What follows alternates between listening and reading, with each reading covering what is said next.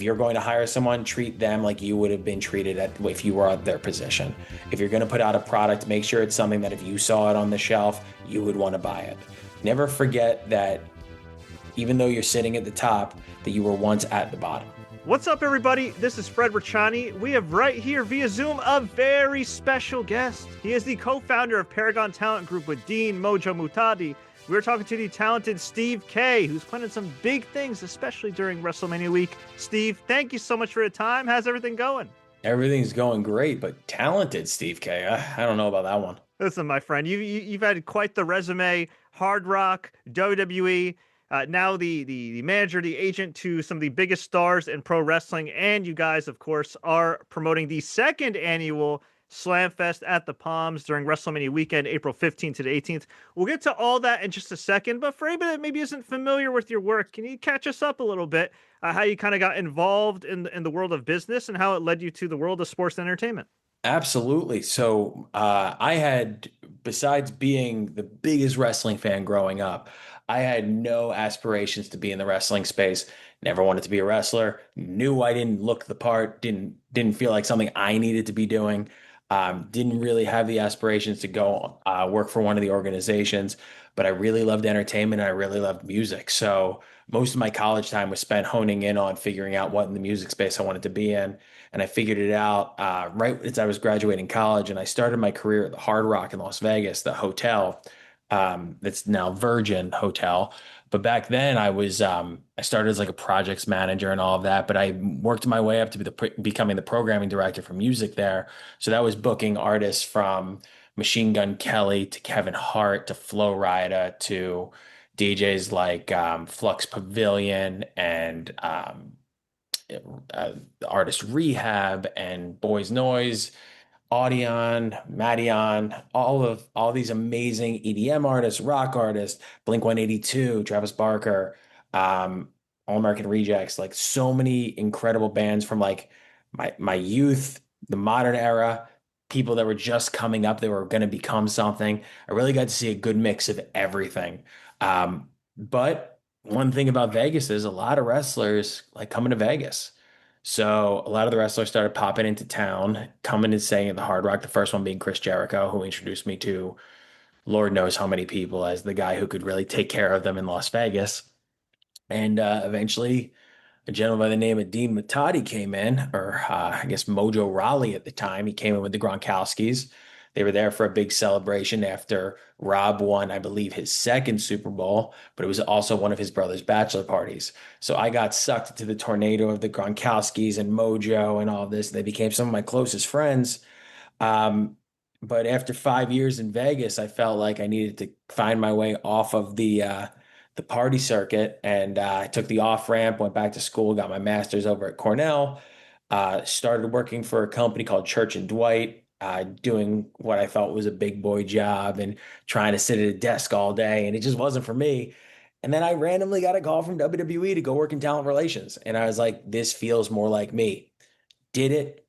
Proud of my time there. I'm proud of the people I worked with. Got to meet some incredible people there. But the most important thing was I learned a lot about the business, and it allowed me and Dean, when we both became available at the same time, to start Paragon.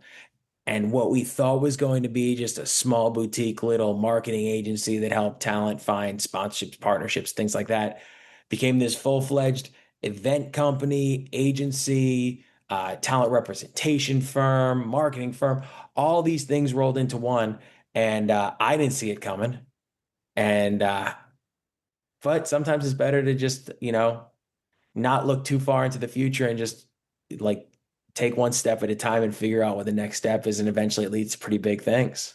It does, and it's one thing to run your own business. It's another thing to work with one of your best friends as well. And as you Yeah. said, things grew kind of exponentially. So, Anyone who tells you to not mix business and personal is a freaking liar, because I don't think this company works without the fact that he and I are so close as friends first. Our friendship has allowed us to be very honest with each other in ways that I think most business partners can't be honest with each other. We've had knockdown dragouts just like any other successful business. But at the end of the day, we recognize that every time that we feel that we're on opposite sides on something. It's for the betterment of the business, and that's what's our growth. That's what our growth comes from. The fact that we can butt heads with each other, find a solution in the middle because we're very different people, and continue moving forward day after day. Love that. Hey, somebody also works with my best friend, who's like my brother. Yeah, we can be very direct with each other, and that's usually a good thing. You don't have to sugarcoat anything. It's just No, direct to the point, and keep it moving. Nobody takes anything personal, and just focus on the next goal, right? you just recognize that when the day's over, you got a handshake and a glass of whiskey ready. Exactly. So this might be a little more granular for some fans watching and listening to Sure. this, but how did you guys kind of scale your business as it really started to grow, as you got more clients, and as you became a boutique, as you said, to a full blown full service agency?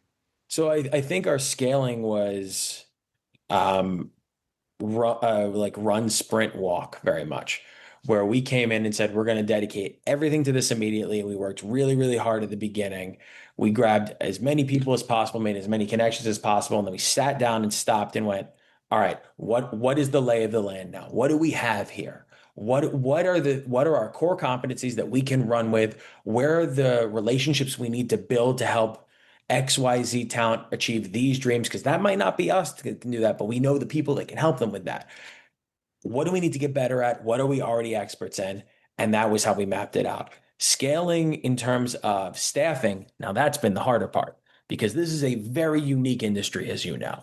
And you need a good mix of a good head on your shoulders, just in, street smarts, so to speak. You need to understand the wrestling business because it is unlike any other business. And I would be lying to you if I said I understood 100% of anything because I'm trying to learn a little bit more every day. But we are as close to experts as you could possibly be in this space. That's for sure. And then the third thing is just having a good business sense.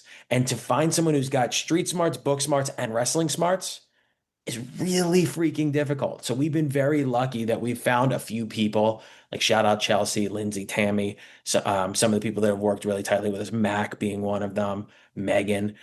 We built a team of people that fully have ingratiated themselves into what we do, have indoctrinated themselves into the creed that we follow, which is we don't rest until every client's happy. So Yeah. it's been a struggle to in order to have managed growth because we've gone through many periods of unmanaged growth where it's exponential and we just have to drink from the fire hose and figure out a way to keep everything in. And We figure out a way. It's like Jurassic Park, life finds a way. you guys certainly found a way. And I asked the dean about this too. With wrestling, it is unique because on one hand, it's great. There is more guaranteed money than ever. Hmm. However, and with respect to AW and WWE and everything, Sure. there's also a lot of payments, bonuses, particularly for premium live events, pay-per-views, whatever you want to call them, that are kind of more discretionary. And at times Hmm. they don't necessarily make mathematic sense. It's kind of like, oh, trust me, bro. Like it's different from like getting a percentage at the gate or anything like that. Maybe in years past in Which is other still sports. done in some places, by the way. Okay. Oh, it is. Okay. So, Yeah. so for contracts that maybe have that kind of murkiness or a little bit, I guess, how do you guarantee that your client gets the best possible deal while knowing that certain payments or bonuses are kind of more, I guess, at the discretion or arbitrary as opposed to, set in stone? So not to give the whole secret sauce away because, we do have competition in this space. And although I think that there are some tremendous other agents in this space besides us. And I think that there are some, every talent should have representation. And if we can't work with everybody, everybody should be working with someone. So I will say that. Having said that, I think that the key with that murkiness is to find as much clarity as possible. Clear up and make the most important thing your downside guarantee. The money that is absolutely coming in. And if you're comfortable with that, and if you feel good about that, all the things that I refer to as soft benefits, um, anything from first class travel to discretionary bonuses to things like that, that all becomes secondary. If you're happy with the financial package that you are making first and foremost, everything else feels like a bonus. So I think that you're navigating the murkiness by ensuring that the most important pieces remain the most important pieces. Very well said. What Not did my very partner succinct. say to that? Yeah, we never really knew how those ever worked out, no matter how hard some of us tried to track them.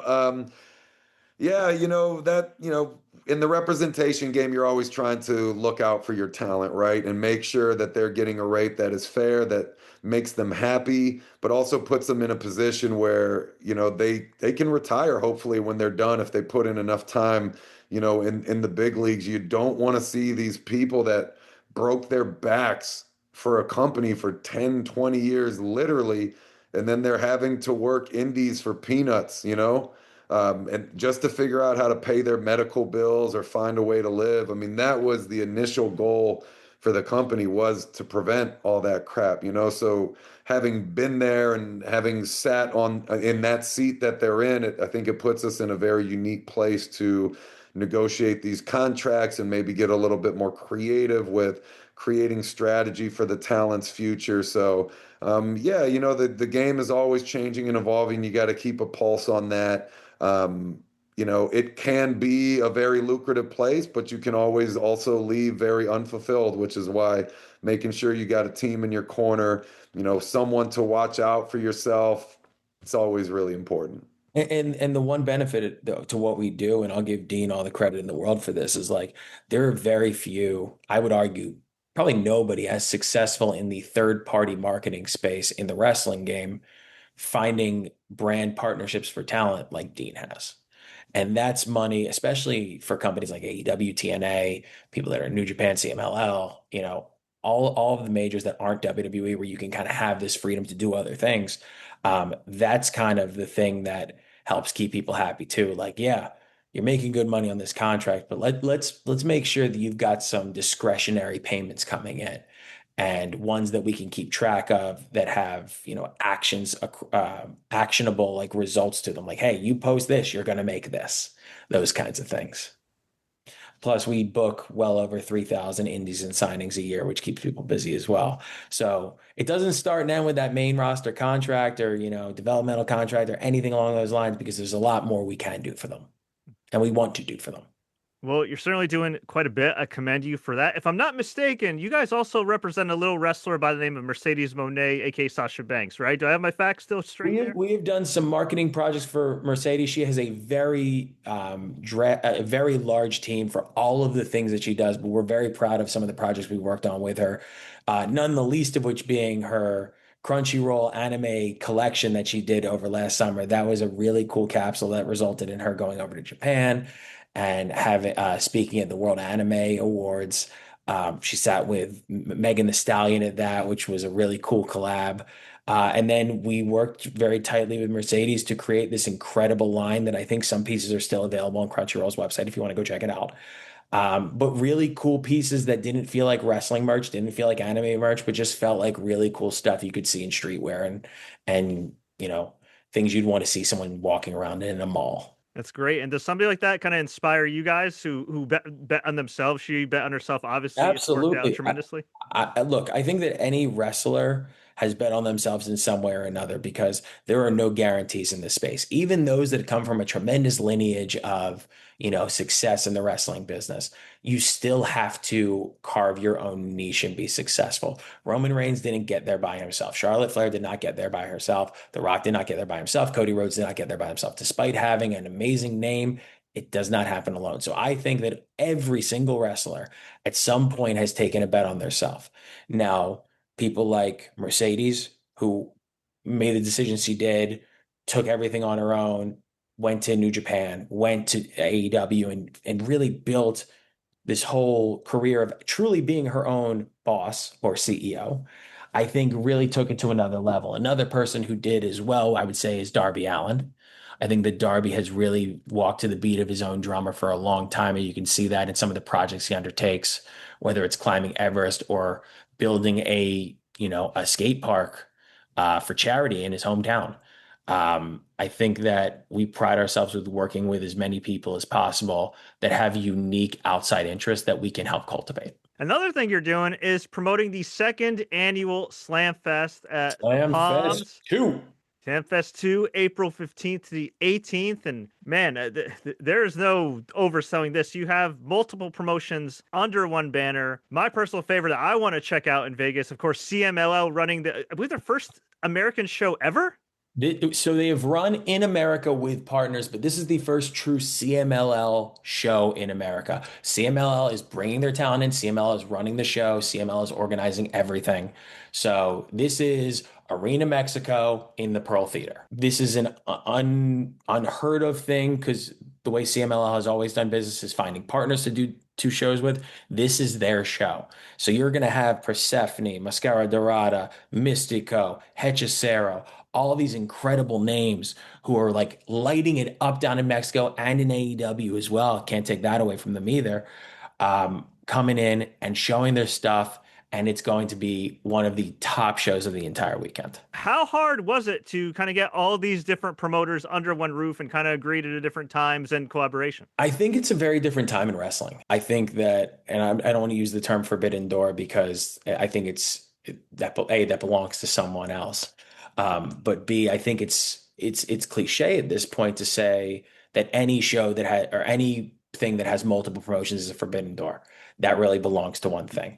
I think that at the end of the day, the majority of wrestling companies just want to put on good wrestling shows and are willing to stretch their arms out, grab another company and say, let's do this together. People put egos aside. Everybody put egos aside on this.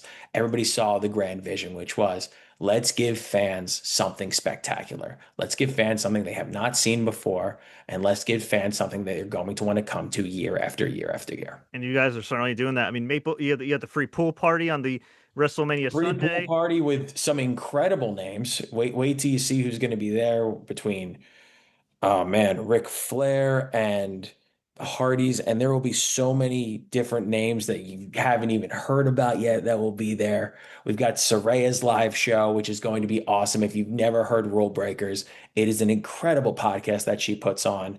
Mick's 40 years in wrestling. Mick is such an incredible orator and a comedian. You can't miss it. There's so many of those like ancillary live shows that have so much going for them. Bully Ray is going to have an incredible night up in the Ghost Bar like he did last year, and Bully can party. I will tell you that that man knows how to party. But yeah, it's truly like, look, we're not going to shy away from the fact that there is so much wrestling stuff you could be doing in Las Vegas, and I implore everybody to check out as many things as they possibly can. Go to WWE World, go to WrestleCon, go to WrestleMania, go to the Collective. But if you want to see some really high-end wrestling and some really amazing fan encounter opportunities, come over to Slam Fest, join us there, pick a couple of shows, come to everything. Whatever you want to do, there will be something there for every fan. For sure, and that also includes, of course, Stardom, New Japan Pro Wrestling, House of Glory, Maple Leaf Pro. TJPW doing a show. They have a couple of shows in Texas coming up this month. They're really trying to expand hard into America. Some special surprises to be announced for their shows as well. I know of some people on that card that people are going to be very surprised about. House of Glory, the names they're working on right now, you'll be very excited to hear once they come down. But like House of Glory, I live in New York now, and House of Glory is just absolutely far and away the best independent promotion in New York City. And what they're putting together, the shows they're putting together. I mean, the show they just did with MJF was amazing. They've had Mercedes a bunch of times. We just announced one of our talents, Mina Shirakawa, for their next show on March 21st. So if you can imagine that's what they're doing in New York City, can't wait to see what they're doing in Las Vegas. For sure, and we'll put that all in the show notes for anybody that's watching and listening online. Slam Fest at the Palms, April 15th to the 18th. You can check out Palms website for individual tickets. You can also follow Mojo at Stay Hyped, which has all the information all right there as well. Steve, we really do appreciate the time. Do you have a little bit more time for some random and rapid fire questions just to get to know you better? Of course, bring it on. All right. Favorite late night snack or cheat meal? Ooh, tortilla chips and guacamole. All right. You say you live in New York now. What's your favorite spot in New York? Favorite restaurant in New York would probably be Danielle. Favorite place to chill is a place called the Ascent Lounge inside of Columbus Circle. It's a very small, intimate lounge where you can look out of the park and have a cocktail. You said you grew up a wrestling fan. Who's your all-time favorite wrestler? Besides Mojo, of course. It's Edge. Edge has been my favorite. In fact, the reason why Edge is my favorite is the same reason why I love working with the people we do. And seeing them at autograph signings and how they interact with fans. Because I went in 2004, I was, I don't know, 12, 13 years old. I went to a book signing. Edge had his first book coming out, and it was right in my hometown. And I went. I had my book. I had my Edgehead shirt, and he looks at me. He grabs my book and he goes, "So you coming to the show tonight?" And I go, "No, I don't have tickets. You know, my dad can't take me." And he goes, "Sure you do." And then he hands me 2 tickets to that night's Raw house show. Um, and those are moments, that is a moment that I will never forget. And I tell Edge whenever I see him now how much that meant to me as a kid. And that's why I enjoy my job. It's seeing those moments. We went to the UK a couple weeks ago and I watched Darby Allin with fans like doing things like giving them the watch off my wrist, which he gave away my watch, but hey, it's okay. This kid was happier than ever. So yeah, Edge has been my favorite for that reason. That's awesome. Any funny Mojo stories you're allowed to tell? No, I have plenty I can't tell. Plenty I can't tell. He did take an amazing photo at my sister's wedding with my grandmother this weekend. He was the life of the party once again, just like he always is. I did not like the fact that he's going to take photo booth pictures of my grandmother, though. Hey, well, Didn't love congrats to you and your family, though. Thank you. Appreciate that. You worked at WWE. I've talked to a lot of people on air, off air, who worked in WWE, especially on the corporate side. And Sure. while they're grateful for their time there, at times the work-life balance could be a little much or at times non-existent. So I know as an entrepreneur, you're always working on your own hours, but how's your lifestyle now compared to when you worked at WWE and some of these other bigger companies? It is 20 times harder now than it's been anywhere else I've worked. I thought I worked hard at WWE. I thought I worked really hard at the Hard Rock. You don't know hard work until it's something that you own. When you own something, you give everything to it. What's your best piece of advice for success? Find a niche that most people haven't thought about yet. Become an expert in it and just work the way that you would want to see the work done. So if you're going to hire someone, treat them like you would have been treated if you were at their position. If you're going to put out a product, make sure it's something that if you saw it on the shelf, you would want to buy it. Never forget that even though you're sitting at the top, that you were once at the bottom. Very well said. And what's the biggest lesson you've learned since running Paragon? No 2 days are going to be the same, and you cannot sweat the small stuff. A lot of gems here. Appreciate it. And we got to share on one more high note. For anybody that's not already convinced, why should people check out Slamfest at the Palms? There are some opportunities with Slamfest to see some wrestling that you do not typically see in the United States that you will instantly fall in love with and will actually probably force you to jump on a plane to either Canada or Mexico or New York City or Tokyo. Great selling point. You sold me there. Well, Steve, thank you so much for the time. Actually, bonus question. Shoot. Is there anything you wish I asked you in this interview? What show am I most excited for? What show are you most excited for, my friend? That's a great question. I've really thought about it. In all honesty, I think that the pool party that we threw last year, just because of my background throwing events such as pool parties in Las Vegas, is probably my favorite. It's also the moment where everybody, both fans and talent alike, get their chance to let their hair down a little bit and really just enjoy themselves in a safe environment where they can just be themselves. Thank you so much for the time, Steve. Before I let you go, where can fans find you online? And in addition to Slamfest, anywhere else we can find you next? Yeah, you can find me at Stephen MK. I'm pretty sure that Kaye. I'm pretty sure that's my handle on everything, although I'm not the best on social. Where you can find me next, probably the dry cleaner down the street on 57th. I got to go get a couple of suits picked up. And then after that, maybe this restaurant called Wolf at Nordstrom. If you're ever in New York and you want a really good pasta meal, second floor of Nordstrom's is an very much hidden gem. Great pasta place.